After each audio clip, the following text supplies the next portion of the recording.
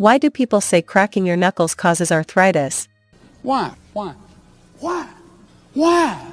Why? This is actually a common myth. The popping sound you hear when cracking knuckles comes from tiny gas bubbles bursting inside your joints. It's totally harmless. Studies have shown that cracking your knuckles does not cause arthritis or damage your bones. However, if you crack your knuckles too forcefully or too often, it might cause some irritation or swelling in your joints over time. So, if it doesn't hurt, you can relax. It's mostly safe. Do you also crack your knuckles? Let me know in the comments. Also, if you enjoyed the video, please like and subscribe or follow for more.